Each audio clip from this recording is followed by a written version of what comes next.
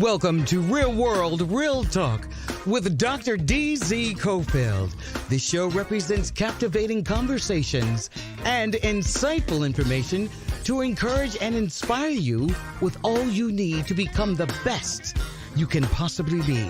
And now, your host for Real World, Real Talk, Dr. D.Z. Cofield. Welcome to Real World, Real Talk. I'm your host, Dr. D.Z. Cofield, and you're listening to your member-supported public radio station, your number one source for jazz and more, KTSU and KTSUradio.com and the Real World, Real Talk podcast network. I want to thank you for being with me on today.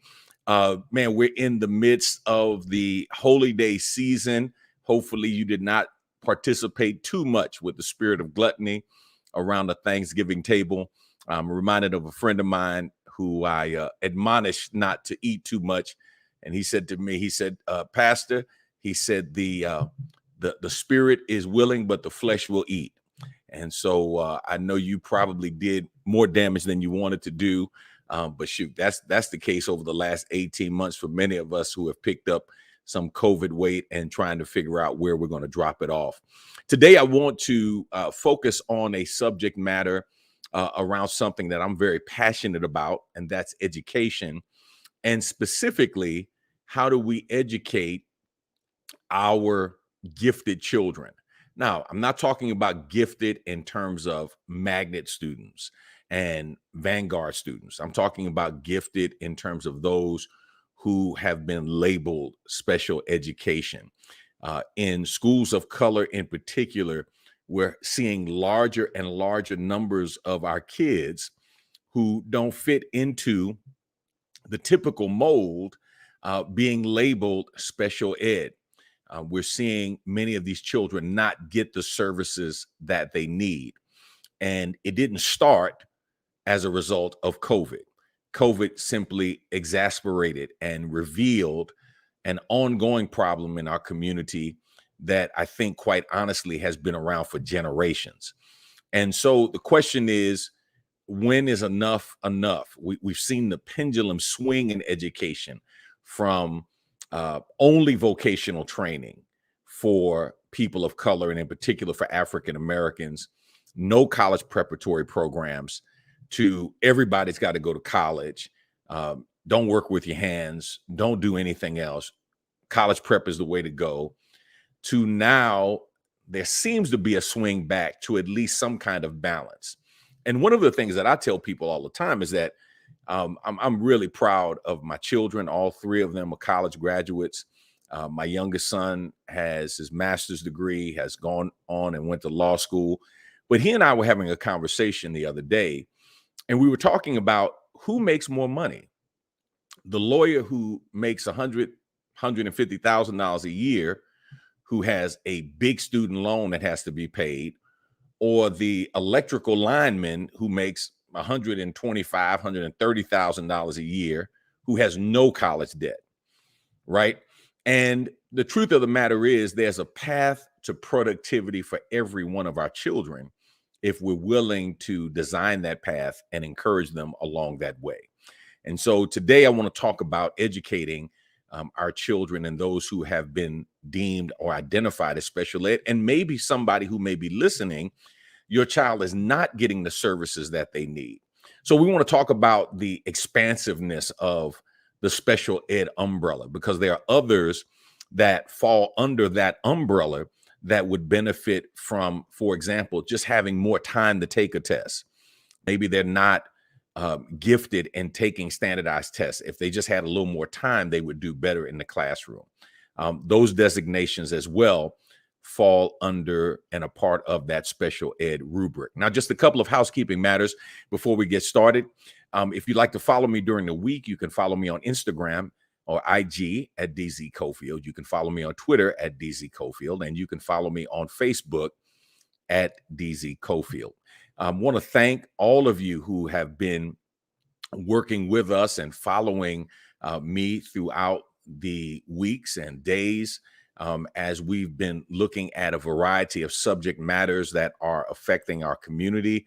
And, you know, my hope and prayer is that you're taking care of yourself. This is a great time for self-care. And remember, self-care is not selfish, especially in the midst of what is called the holiday blues. Many people don't recognize that we get the winter blues even here in Houston, even though we don't get the cold weather that they get up north, for example.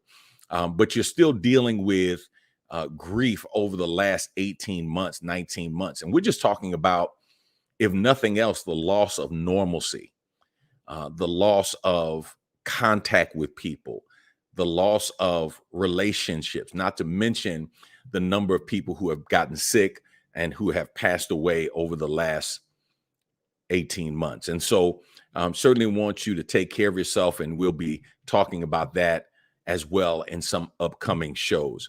I'm really grateful and thankful for our subject matter today. And let me just get started with a couple of questions, because I think it's important for us to understand.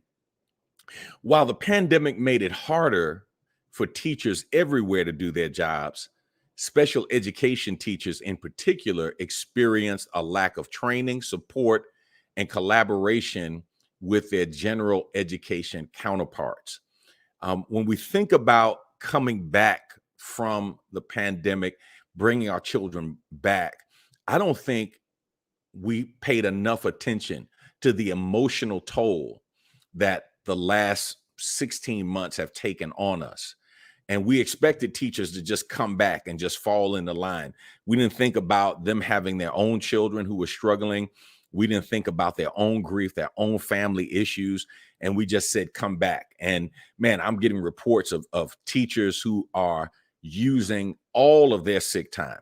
I remember there was a time, and I'm sure our guest remembers a time when, teachers prided themselves in not taking sick time. Matter of fact, there were teachers that I know when I first came to the city that had arrangements, and they were like, look, I'm basically going to take the next year and a half, 2 years off and be paid, because I've got so much time stored up that I'm going to use this time and then I'm going to leave.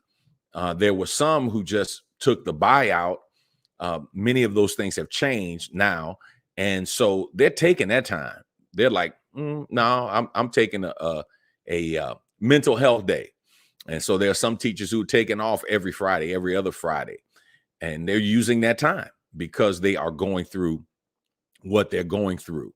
A new study released by the Center for Reinventing Public Education interviewed more than 60 special education directors and teachers, school leaders, and general education teachers working at 15 schools across the country to ask them about their experiences with special education during the pandemic.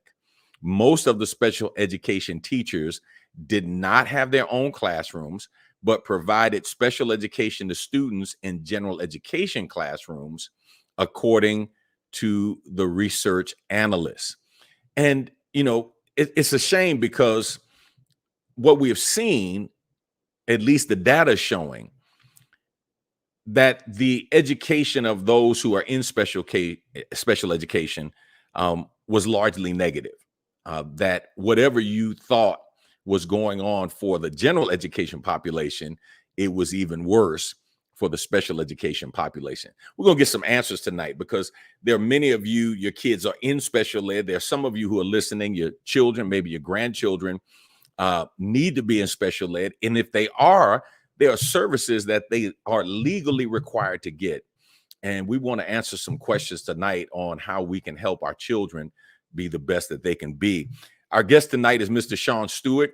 He is the youngest of 4 children who hails from that major metropolitan area of Sweet Orange, Texas. He's a lifetime educator, has a broad base of educational experiences, including independent school districts and charter schools. He's currently an administrator in the YES Prep charter school system. He's a proud graduate of Prairie View A&M University with both his Bachelor of Social Work and minor in English education and his Master of Science in Counseling.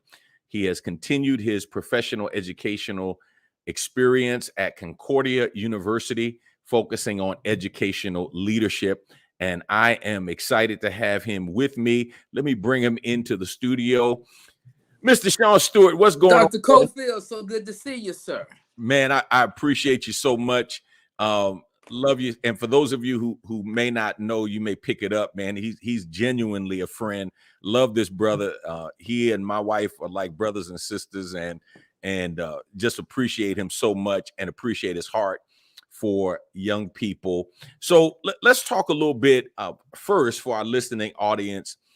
Let's define special education and some of the other designations that are under that umbrella, because I think when some people think about special education, just like other subjects, they tend to think about extreme cases, and they don't understand that, for example, I remember going on a campus and I was supposed to be working with a population of young people who were deemed to be special ed. And I walked around, I was like, man, shoot, these are just like the kids I grew up with. Like, I don't know what's special about them. So let's talk about what that definition or that designation of special education means. What are some of the other things that fall under that umbrella, like 504, for example. That's exactly where I'm going. Okay, so let's start off with 504. Okay, 504 is not this. It is almost like special ed, but it doesn't require all of the expansive things to become SPED. Okay, so 504 gets you services from the general ed teacher, whereas special ed services gets you services from a special ed teacher. It buys a teacher to the classroom. 504, a kid can qualify if they have a letter from the doctor that they are ADHD and the doctor says that they're taking medication. If the student is 80, then they're taking medicine. If they have a mood disorder and they're taking medication, if they're under the care of a therapist. Not everything qualifies for special ed, but there are a lot of things that can get you 504. 504 can get you accommodations and not necessarily require you to have special education services. Okay, so accommodations lead to like what you were speaking of in your intro: extended time to take a test, extended time to complete homework. Instead of the kids, back in the day when I was in school, when we actually had textbooks and we did pre-algebra, the odd numbers, they had answers in the back of the book. So it might be that Shon just worked on the odd numbers, everybody else had to do numbers 1 through 10. Those are the kind of accommodations that you could see. But now with special education, there's a lot of legal work that comes with that. So in order to become special education, we must complete something called the FIE, which is a full and individual evaluation. That evaluation can be done by 2 people. It can be done by an educational diagnostician, or it can be done by a licensed school support psychologist. Those 2 people together or independently will write an evaluation that then tells me how your child qualifies. Now, let me be very clear. Let me give a disclaimer. Just because we do the evaluation does not mean your child qualifies. It means that we conduct the evaluation to determine how the kid mind psychologically functions. Then we go back and look to see how that kid functions in the classroom, right? So then that way we're able to determine if the student's ADHD is so steep that it is preventing Shon from learning in the classroom. And if it is, what do we need to do to close the gap between the ADHD and his deficit in education so we can make him a stronger student?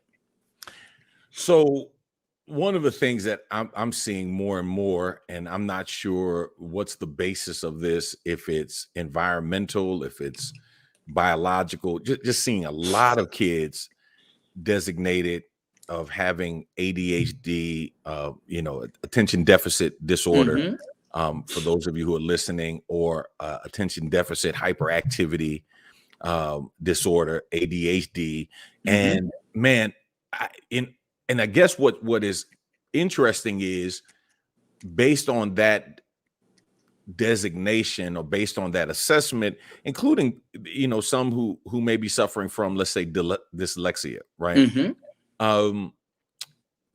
It would seem like a lot of students would need to receive that designation, but there are a lot of students. Are they falling through the cracks in terms of the evaluation of them and the assessment? Or I mean, what's going on with this? Because it's a couple of things going on, Dr. Cofield. One, let's be very clear. Special ed has always been the red-headed stepchild in education for the longest. Okay, so we know that when we look at services and supports for students with special education, it is not always the best, right? Let's just be clear about that. I think for the state of Texas, we get $9,200 a year to service a general ed kid. That number goes up if the kid is special ed, but we know that education in and of itself as a whole is underfunded. The second conversation we've got to look at is that when we do an evaluation, sometimes it takes 45 school days. There's another thing that we're not talking about. The school might come back and say, Shon is struggling, but Shon's mom and dad just don't want to consent to us doing an evaluation. That's part of the issue, because then you have to remember, and I have to, when I train teachers and teams, I do point to this, that mom and dads gave you the best thing they produced, which is their child. For you to come poke holes in their perfection and say that it's not performing right, to them means that they now have to own that there is a problem with what they produce. That's hard. Then when you come back and label that kid as special ed, we then go to a eulogy of what they thought their perfected child is. They have to bury that. Excuse me. And then we have to walk them through the process of who their child really is. That's a steep drive for a parent. The other thing we also have to address, Dr. Cofield, when we get the request for an evaluation, we have to first get some tools in place. And I think that it is that they're falling through the cracks in some places. And in other places, there are systems in place. It's just that they take forever. So when you get the request for an evaluation, you have X amount of days to respond to the evaluation, 10 days, and you got 45 school days to get the evaluation done. In that time frame, we have to collect a lot of data to put that one evaluation together. And so it might seem like forever, because remember, school days and calendar days are always different. They're very different. So when we do the evaluation, I always tend to bring parents to the table and say, hey, we're starting this today. We look to have this completed at the latest this day and time. I try to give them a galaxy of, at least you know when we're coming back to the table. But the falling through the cracks is steep to point where the issue is, because a lot of times if the parents don't agree, or if we have untrained eyes in the classroom. So here is what I mean. You get a 1st to 5th year teacher in the classroom who's still learning the practice of teaching, the pragmatics of teaching. They might assume that Shon needs special ed, when in actuality, Shon just needs more support. We have to remember, some students are just struggling students that are just struggling students. They fall in that gray area where they're not in enough deficit to be spared, but they're not high enough to be where we would want them to perform. They're just a struggling student. That's where the 504 and those accommodations come into play. So we worked together in a charter situation, and I can remember a mother who came in to talk about her 11th grader who had transferred in, and her statement was, would you all assess him? And I remember meeting with her, and I asked her the question, what's going on? Wanted to ask the why behind it. That case, I remember that. And she said that she thought her son was dyslexic. And I remember asking her, why do you think that? And she said, because he's having the same struggles in school that I had. And then she burst into tears and said, when she was in school, she never got service for it. She never got help for it. And she ended up having to get her GED, and she didn't want him to have to go through the same thing. Now, that's the conversation. Let me bring you to something. So dyslexia alone does not get you to special ed. Dyslexia gets you to 504. Right. Okay. To get to special ed, we would have to have a deficit in a specific learning disability in reading, comprehension, reading fluency, meaning decoding, something like that. Being able that the student struggles between the difference of a prefix, a suffix, and not understanding a root word. So it has to be a deficit like that within the evaluation. But if she felt that was, because I remember this case, and that's when we came back to the table and said, 11th grader, special ed, I can see it, but I do believe we need to check to see some other things. And so we threw a bunch of accommodations at it, and then we figured out it was a dyslexia, and we figured out how to move forward. But you got to have trained tools at the table when you hear that. Yeah. You know, and so when we look at that dyslexia disability, I want to be clear. Dyslexia is the start of the conversation. We got to prove it.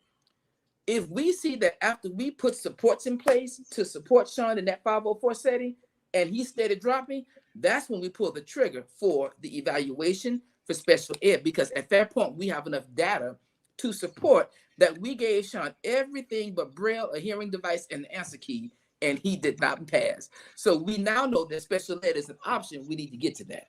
So what is the timeline for that? Because it sounds like you can almost spend close to a school year going through evaluations and coming back and interviewing and going through accommodations before you can even get to that designation, if special ed is the designation, or if the 504 is designation is what is needed.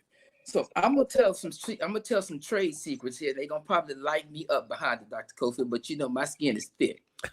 Parents, if you feel that your child is struggling, the school district is required, if you do this step, you have to write a letter to the school, to anybody. You can send it to the janitor. You just need to send the letter to school personnel and say, I want my child tested for special education.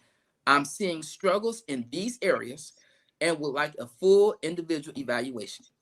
When you send that letter, it skips over all of that other stuff that I just talked about. So it skips over response to intervention. It skips over 504. It just pulls the trigger for the evaluation. The drawback is that you still are stuck in the calendar of the amount of time it will take to get the evaluation. So I always tell parents, you got to play both ends. You got to take a page out of Mitch McConnell's book. You got to play the long game and the short game at the same time. You got to request for the evaluation. We got 10 days to respond to your request. I got 45 school days to complete the evaluation. In the immediate time, you can request 504 services and see if there's anything that they can offer to support the kid so failure is not imminent. Once the evaluation is done, please let me say this again. Just because you get an evaluation does not mean the kid qualifies. It just means we tested to see if the kid will qualify. Once we get to that, we have to have a meeting to go over. In Texas, we call it an ART process, annual determination and review. If you go to the other 49 states, they call it an IEP meeting because, in Texas, we do things just a little different, right? Have that meeting, the evaluation specialist goes over the evaluation, tells you how your kid qualifies or how the kid does not qualify. I want to put this out there. You get the evaluation and you disagree with the evaluation, you as a parent in that school district have a right to request an individual education evaluation, meaning that the district has to go on contract with a third party, and the third party does an evaluation completely different and then present their results. That is the process. Now, once we get a disability, it becomes the work of the school. Now, I also want to stamp this for us also. A lot of parents will go to MD Anderson or Texas Children to get an evaluation or recommendation, right? That the kid has a disability like ADHD, ADD has to be diagnosed at the hospital. The doctor has to make the designation. Just because a doctor makes that recommendation to a school district, it is a recommendation. Because the doctor medically diagnosed how Shon was performing. I need a LSSP, licensed school support psychologist, to come in and read that designation and then tell us how does Shon function in the school. So we got to bring that medical diagnosis into the educational setting and then determine how he functions in that setting. So don't think that because you go and get the doctor's recommendation or they give us this letter saying they want us to evaluate your child, we will. Just know that there are some other steps that comes with that. A doctor's letter only diagnoses what they see. It does not tell the school how that student functions. We have to still get to that evaluation. If you're just tuning in, you're listening to Real World, Real Talk. I'm your host, Dr. DZ Cofield, and you're listening to your member-supported public radio station, your number one source for jazz and more, KTSU 90.9 on the FM dial in the Houston metropolitan area, KTSUradio.com around the World Wide Web, and the Real World, Real Talk podcast network. So here's the concern, and for those of you who are listening, one of the reasons I'm doing this show is because so many of our children who come home with poor grades, especially if their parents were not good students in terms of their grades, you just think my child is dumb. My child can't learn. My child is stupid. And I hate to use terms that are not politically correct, but I think you understand what I'm saying.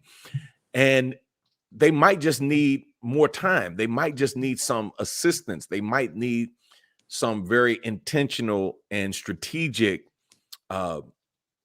treatments and strategies used on their behalf to help them to learn, because I believe that short of neurological damage, there is a level of genius in all of us. And the question is just, how do we identify that? Now, I believe that as an educator. I know Mr. Stewart believes that as well.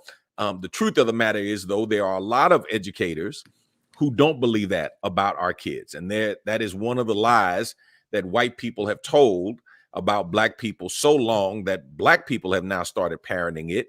And that is that we are intellectually inferior to white people, and we can't learn certain things. And let's push it a little further. And it is those same subset of people who, when we go to do evaluations, are the ones who scream that Shon is hard to teach, Shon is hard to test, Shon is hard to work with, Shon doesn't sit still in class, because there's a couple of things that are going on that we're not talking about. First off, you can't even relate to Shon because you don't even live in the same suburb of Shon. Okay, let's talk there. You don't have a connection to the culture or the people or the parents.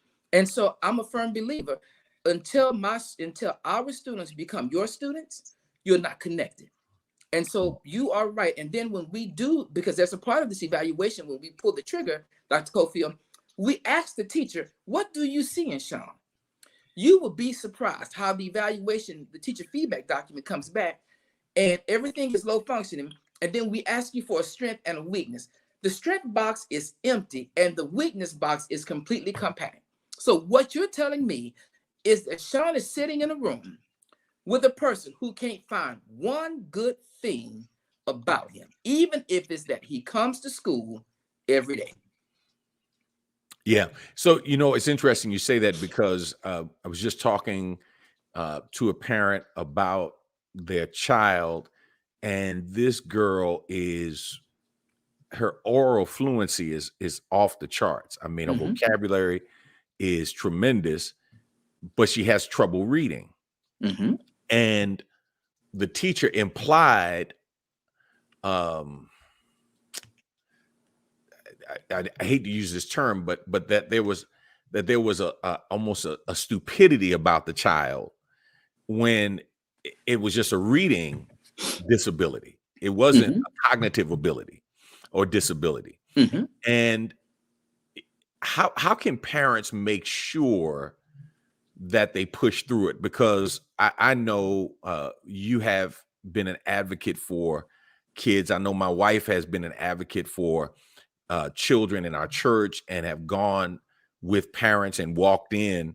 And of course, then, everybody does the tighten up when they start hearing certain terminology and certain phrases, and they know somebody's on the other side of the table who knows what's going on and knows what they are required to do. And these were not parents that you would say were low functioning. These are professionals, college graduates, some of them with master's degrees, but they don't know special ed. They don't know what's teaching. required. Right. The vocabulary is different. Yeah, absolutely. And teachers can intimidate you. Anybody can, when they start throwing out certain acronyms and certain letters and, abbreviations and the like. And, you like, man, I don't know what that is, but it sounds smart. I don't want to say anything. What do parents who will be getting report cards, will be getting progress reports, and they've been sold a bill of goods? I mean, let's be honest. The last year, everything was blamed on COVID. I hear what you're saying, and I also hear what you're not saying. So I'm going to just come straight down the middle of the street. All right. First off, parents, make the teachers your partners. Get them to the table. You should have access to every teacher's email. Now, you might not have access to a phone number for them, because we've moved on up in this technology thing where teachers used to have phones in the room. Now we have Microsoft Teams. We have phones on the computer, right? Teachers have conference hours. Email the teachers, connect with them. Be sure that they know you are a part of your child's educational programming and placement. Number two, when you're checking grades, don't wait till progress reports and report cards to see grades. You should be checking grades once a week. You should always look in to see what's going on. Don't wait till the failure happens before you start bringing a concern, because by that time, if a failure has happened, it's a lot of work to close the gap and to repair it. You should be checking all grades once a week. Teachers have to update their grade book at least once a week. Even if it happened on Sunday before we go back to school on Monday, you got to update that grade book once a week. You should check it. Now, if you get a bill of goods, there's a couple of things you can do. If you have requested an evaluation for special ed, that's the first thing. The second thing is, before you start pushing SPED, go in and have a parent-teacher conference. Ask for work samples. Ask the teacher to show you, what did you teach? Show me what you taught. Then show me what my son produced. So then you can see what's happening. Most teachers are PowerPoints now, and so what happens is, if the students have Google or Teams, most teachers upload the PowerPoint right there. You can go see it. Now, I will be honest, Dr. Cofield, the way I learned algebra in school in Orange in 1992, it is not the way we teach algebra today in 2020. It is just not. They have cut the steps down. We were taught to solve from beginning to end. They're only checking to see to the middle of the problem. So we got to also assess that the skill output is different than what we were taught. But make the teacher your partner. And if you're not getting a response, if you're not seeing what you're supposed to see, reach out to the grade level chair, reach out to the school counselor, get the principal involved, the assistant principal. That's what they're there for. Their job is to ensure that we get students to a place where they academically thrive. If you're not getting support in one place, you rattle the bush till you get somewhere else and someone else to help you. And then on the other side of special ed, let's talk about this. If your kid is special, so the accommodations, I want to stamp this. The accommodations for 504 and special ed are the same. The only difference, Dr. Cofield, is special ed buys me a teacher. That's what 504 does not. Special ed gets me a special ed teacher that comes to the classroom and does support in class and then does specialized support out. Also, special ed will buy me a para if I need it to go to the classroom and support the kid, and then allows me to be in the classroom and teach the kid direct instruction. The gaps are serious and they're significant. COVID didn't just begin to expose these academic gaps. They've existed for a while. The drawback is that now we don't just have teachers walking away, or we have teachers retiring and resigning, not coming back to the industry at all. We're losing we're not just losing people, we're losing practitioners. We're losing people 10, 15 years of experience who can get in the room, that can turn a failing school around to they just don't want to be bothered anymore. Yeah. I tell you what, it's amazing. We're doing an evaluation of an online curriculum that assesses where students are and then gives them self-paced learning opportunities on the digital platform. And the person who is the salesperson is in her late 70s. And man, to hear her talk about education, I'll be honest with you, it was refreshing, man. I mean, it took me back. I was like, whoa, like, man, it's like real grandmothers, you know what I mean? It's like we got GGs and go-go's and all, but them real blue head, grandmamas with the opaque stocking, the knot tied above their knee, who would slap the taste out your mouth, grandma. It's just for looking at her wrong. Yes, because the disrespect was in your eyes. Exactly right. Right. I heard that tone of your eyes. In your eyes, yeah. And you were thinking disrespectful. Right. Yeah. And but it was just so refreshing, man, to hear somebody who really got what this educational thing, I think, at least used to be and arguably worked. So I'm going to ask a question. What impact has the pandemic had on students identified as needing special education services in public schools? What has happened? I know some students have thrived on the digital platform. I know some families, for example, one child thrived, the other one didn't. What has been in general as we look at special education services during the pandemic, what has in general been the evaluation? What I'm finding, Dr. Cofield, first off, is that you are right. There's a very strong divide between the online and the in-person platform. What you're learning is that my students who are true introverts that don't really like a lot of noise, they do well online. I do believe that one of the things that we're going to have to get to in this 21st century of learning is that we've got to offer both. Kind of like church, you got to offer the online and the in-person. We're going to have to get there because the mistake they made, COVID forced them to step the game up. So kids are one-to-one on technology now. So most kids carry a laptop of some kind or an iPad of some kind. So now we know that this can happen. We bring kids back to school in person because it's the model that works. What we're really not saying is that we bring kids back to school because it's daycare. I said it, and I'm going to probably get some heat on it, and I don't really care because we've got to call a thing a thing. The second thing we have to look at, Dr. Cofield, is that when we start talking about kids who need to be in the school, let the kid tell you what they need versus you assume that you know. The truth is in the data. If the student's data is showing that they're performing better at home, leave the kid at home. If the kid's data, and if you can't leave them at home, then let's talk about how we can do a blended learning where they come to school some days and they stay home. There is a way to get to success that one way is not always the best way for everybody. You have some kids who need to be at school. Like I'm the kid that need to be at school. Because if you leave me to my own devices, I will turn the computer on. I will sit in front of you and you will always see me looking at you, but I will be drawing on something. What's that song? Your body's here with me, but your mind is on the other side of town. That would be me. I'm the true to form ADD child. I've learned to sit still because my life depended on it. You know what I'm saying? I learned to sit still, but I didn't learn to keep my mind in the room. I think that the students who need to be at school should be there. Socialization is a very strong component. Some kids who are introverts, they still socialize with their friends outside of school. But then you have some kids who need to be at school, who need to be around their friends, who need that connection, and we should offer it. The disparity is that we now see an elevation in requests for evaluations. It is taking longer to get it done.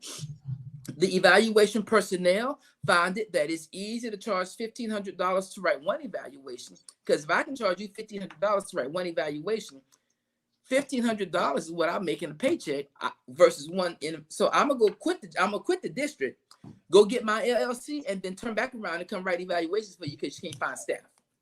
So part of the process is that the practitioners that we need to perform the skill set are not always present, and the ones that we're getting are not as skillful as we need them to be starting out. So we have to invest into the sharpening of their skills.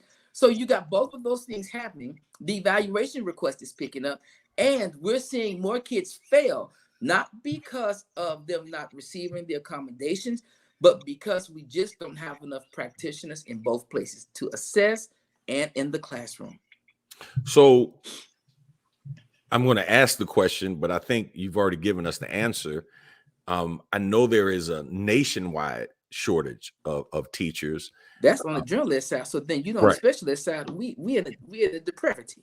Okay, that's what I was going to ask. Yeah, as a specialty, because it doesn't benefit special ed, Dr. Cofield. So I'm gonna say something that nobody wants to talk about. I do this all the time when I train.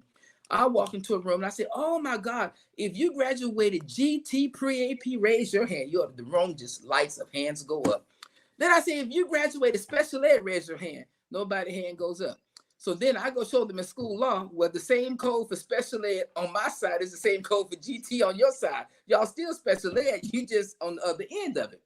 We have lost a lot of our practitioners because no one wants to deal with the stress anymore of getting to the instruction. Gotcha. When you start talking about general ed instruction is a monster by itself, right? Right. You have to write lesson plans, this, that, and the other, right? Then my special ed teachers should be allowed to plan with their general ed counterparts, right?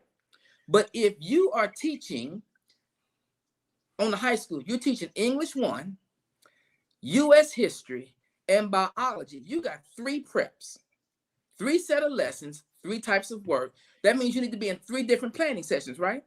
If that's the case, when you teaching. Yeah. So there is no space in the schedule for it to happen. Then also special ed teachers, as much as people don't like to talk about it, are treated as clerks. We have the same degrees, and our certification is harder than yours because we have to know all content and all instruction versus just the one area that you are in. And so when you look at that dynamic, it makes it even harder to retain skill set and find it, because then the gaps of you want me to train with the general ed teacher, be in that meeting, but then I can't because I got 10 kids over here that need me at the same time, 5 in one room, 5 in another. And I still hadn't got to that. I still need to prep for ARDS. I still need to update IEPs. I still need to contact parents. And all of that has to happen in my 8-hour day.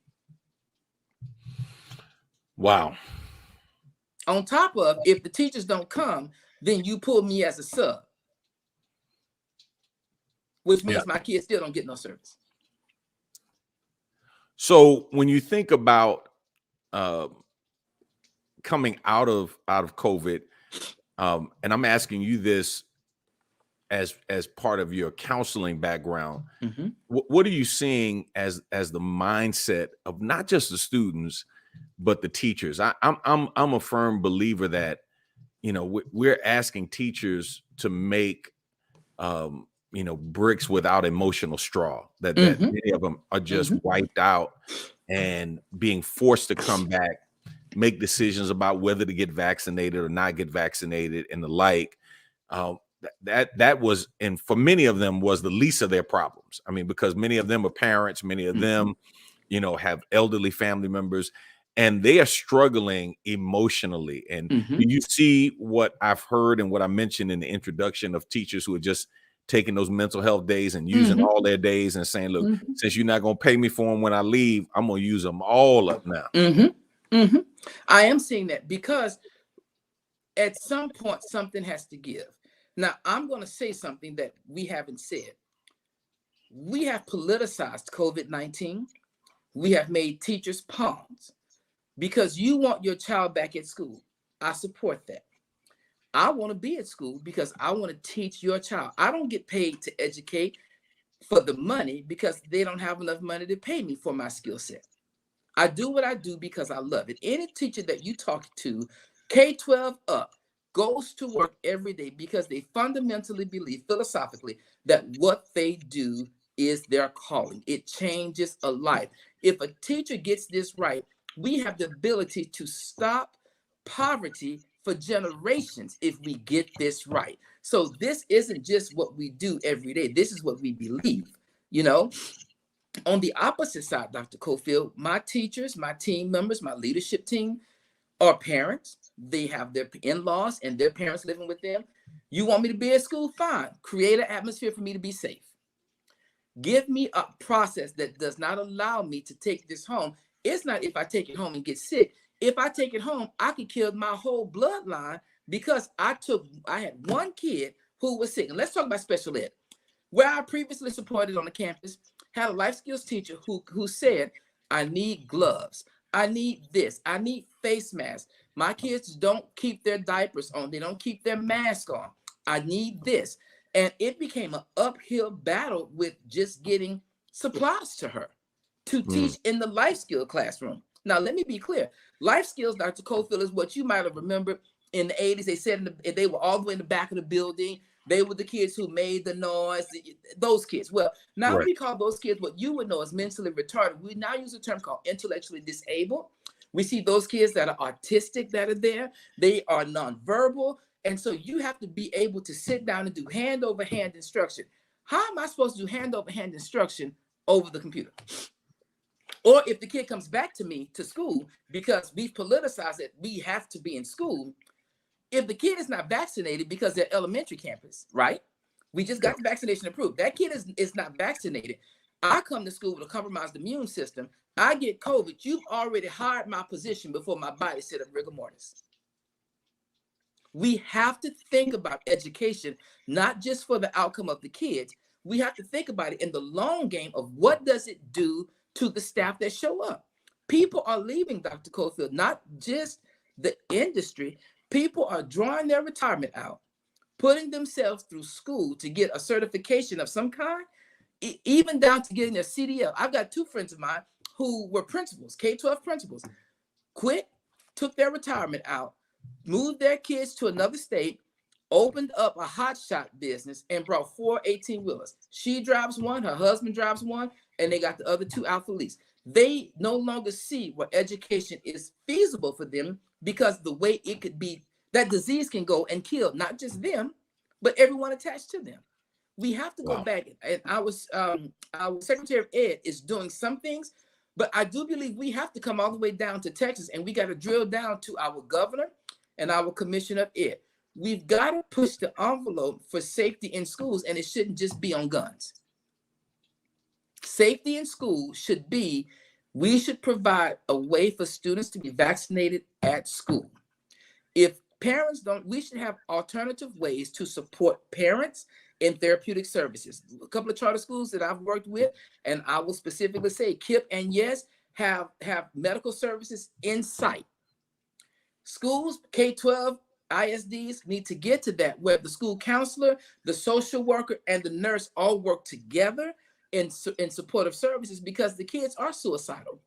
The kids are now cutting because they're numb. Their kids are picking up weight, and so, or if they picked up weight, they're now wearing clothes to try to hide it. Or if you've lost so much weight, you're wearing clothes to try to hide it.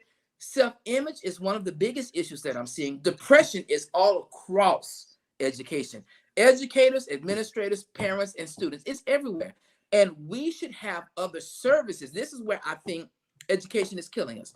We should not, I can't teach a kid that's suicidal. They're not going to comprehend subject-verb agreement.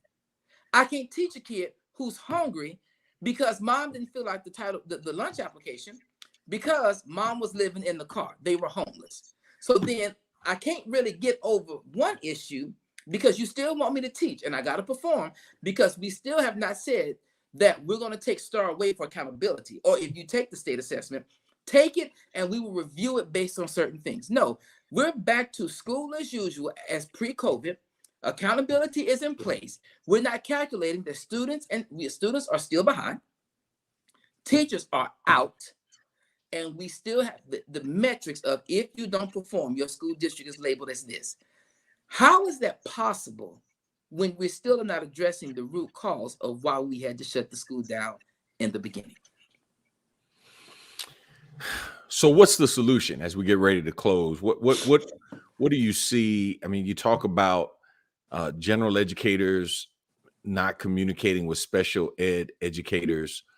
It's beyond both persons' control. So I think the first thing on that vein, Dr. Cofield, we truly, as administrators, K-12 administrators, we have to build schedules that are true to form. We got to create a space for the special ed teacher to collaborate with the general ed teacher. And it should not be a farce, meaning that we're saying it's happening when we know it's not. If you really want to see the data move, get you an academic person who studies the data and include special ed in that data. When you start talking about planning, you should be planning with special ed first, then build the rest of your school around it, because that's the hardest thing to plan. If you settle special ed, everybody else can fall in place, but you got to settle that first. Yeah. The idea, one of the major reasons that there has been a problem, according to one article I was reading, is that districts did not factor in students with disabilities in their reopening plans. They did not.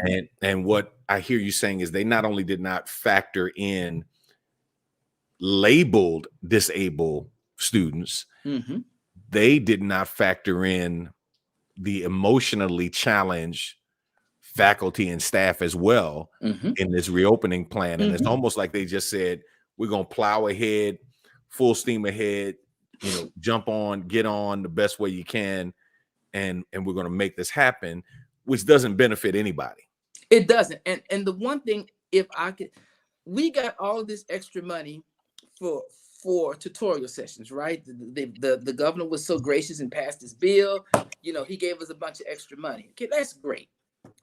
The problem is, I don't have people who want to work to get the money.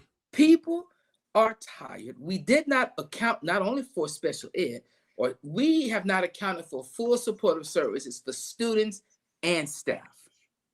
We should have in every campus, every district right now, and I'm going to get put out behind this one, but I'm going to put it out there. We should have therapeutic services for both in the same building. We shouldn't have to wait to go to the EAP, Employee Assistance Program, before we say we need help. You already know that the school district, the system, the teachers are struggling. If we know that, why not put supportive services in place on site so they can go get it? Even if it's a virtual therapeutic session with a counselor or for 30 minutes. It needs to be in a way where they can get it, because people don't quit organizations, people quit people. You know, it's amazing you said that, because I was talking to one superintendent of a smaller charter district in another state, and you know, they did exactly that. They just decided, hey, we're going to take this extra money and we're going to contract with a counseling service and make it available to everybody, and almost require everybody to have at least one session. Whether you need to go back or not, but hey, just talk to them. You know, let them know you know them, and just begin to build that bridge so that if you need to talk to them, you know, because people were going, I'm thinking, man, about people, for example, you know, who went through the winter storm and was trying to figure out, you know, how to get warm and food. And then you wanted them to have lesson plans ready for their kids, and you know, get their kids. But your house is 6 feet underwater because your pipe's busted. Right. Or going through Hurricane Ida. I'll be honest with you, I'd never thought about it until we got to this extreme of what teachers have to deal with in terms of their own mental wellness. And I know from having been in the classroom, man, if you're not on your game mentally, if you're not emotionally healthy, it's going to affect everything you do and your offering to your students, how you respond to them, etc. You can't give them your best when you're not at your best. And Dr. Cofield, one of the things that I admonish when I train with people, send for me, and I come in, one of the first, especially when I'm assessing and evaluating a program, one of the things that I have really been on here lately is wraparound services for everybody who shows up to the building. Wraparound services for the bus driver, the building engineer, the cooks in the kitchen. All of those people need wraparound services. You do not know what people go through to get to that building every day. All you know is they're there. Yeah. You do not know the stress that they're under just to get to the building every day.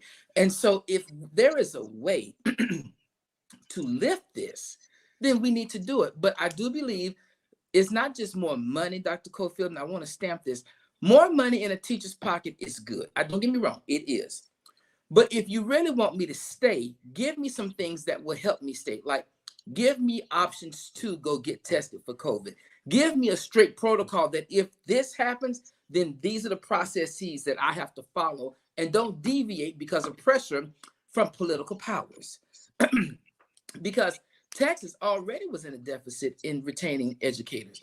Now that all of this stuff is happening, it is impossible. And I want to stamp this. We can find time to generate a bill about a content that we don't even teach in K-12. We do not teach in any of the curriculum anything about critical race theory. There is no there is no objective for it. But we found time to pass a bill about that. But we have not found a way to ease the process to get teachers certified, to get teachers employee assistance, to elevate the salaries of some of those people. You know, I really would love to have a meeting with every person in Austin and ask them one question. Who taught you how to read? You're going to say a teacher. Who taught you how to do arithmetic? You're going to say a teacher.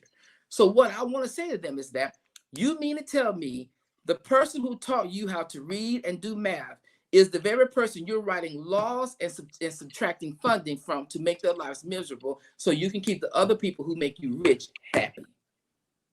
Yeah. How is that possible? You know, I think it's amazing what you just said. For those of you who are listening who may not have caught it, let me help you catch it before you get home. we passed a bill to not teach something that we're already not teaching. That does not exist. That does not exist in the TEKS, which is a Texas Essential Knowledge and Skills. That is what curriculum for the state of Texas. How to teach. It's not Right. there. Yeah. That is the curriculum of the state of Texas. Exactly. But a lot of it is, as you have already alluded to, is grandstanding for political reasons. Mm-hmm. Man, thank you so much for your time. We're out of time, but I appreciate so much you taking time to share with us. And I think, at the end of the day, I want to empower parents to fight the fight for their students, Mm-hmm. their children, and build that partnership with their teachers, because that's really the best way to hold It teachers is. It accountable is. when you build that relationship. And I want to stamp this, Dr. Cofield, because now this is where I'm gonna get in trouble. But again, I could care less. Parents that have students that are special ed, if you have proof or you suspect that the district or the campus is not implementing your IEP as it is written, please pull out these 2 documents. You should get them at least once a year. It's called the Procedural Safeguards and the parent's right to the art process. Those are your rights. If you flip to the very end of those documents, it tells you who to contact within the district, within the region of Texas, and within the state of Texas to file a complaint. You don't have to prove. It's almost like an allegation for CPS. You are alleging educational abuse. You don't have to prove it. You make the allegation and then let the people, TEA, go do the investigation. I hate to say that, but if you have evidence or you see that your child is not receiving the things that they should have based on your IEP, please do not feel scared to use your rights to get people to the table to help you determine if your suspicion is right or wrong. Yeah. That's what they're paid to do. Well, I appreciate it, man. Thank you so much, Mr. Shon Stewart, lifetime educator, special ed expert. I wouldn't say that. I'm just a servant to the people. No, man. You know your stuff, man. I've seen you. I've seen you in action. I've seen you. So you can't do that with me. I knows you. Thank you so much, brother. Appreciate you. Always a pleasure, Dr. Cofield. Love me some you anytime, anywhere, man. I appreciate you, man. The late Vernon John said, if you see a good fight, get in it. We always add, if you don't see a good fight, start one. There's no better fight for our children. There's no better fight for their future. And the truth of the matter is, we have people who are in education, some of whom don't care about our children. That's a fact. There's some people who don't need to be in education. But the problem we have now is we also have some people who are just tired. And they're not tired of the work as much as they are tired and worn out in the work. And when you are used as a political punching bag and a political pawn, and you're slid all over the place, and you don't have people who have the power or the authority, or they just don't really care, and they're making decisions like reopening schools without having conversations with teachers and educators and students and those who are disabled. Like, man, there's something wrong with that. As you look at your child and you prep for this next year, and I'm talking about January 2022, man, start asking some questions. Ask some questions about your child's status. Ask some questions. I want to submit to you that there's genius in every one of our children. I come out of a juvenile justice background, and I can tell you the kids who were failing, who were labeled special ed, many of them were geniuses, knew the metric system better than their math teachers, right? Had an entrepreneurial spirit about them, sold pharmaceutical products, not legally, but these were some bright, talented kids who just were not met where they were. And the educational system gave up on them. Make sure you don't give up on your children as well. I'm Dr. DZ Cofield signing off. Listen, stay tuned for Truth on 90.9 KTSU. Want to thank all of those who are listening via the Real World Real Talk Podcast Network. Until next time, God bless is my prayer. Thanks for listening to this episode of Real World Real Talk. Be sure to subscribe to this podcast to be notified of new episodes every week. Follow us via social media using the @RWRTDZ username on all platforms: YouTube, Facebook, Instagram, and Twitter. To submit any comments, questions, sponsor opportunities, or future show suggestions, visit us online at rwrtdz.com or via email at info@rwrtdz.com. Thank you for listening, and we hope you've been inspired to be the change you want to see in the world today. Until next time, be real, keep it real, and stay real.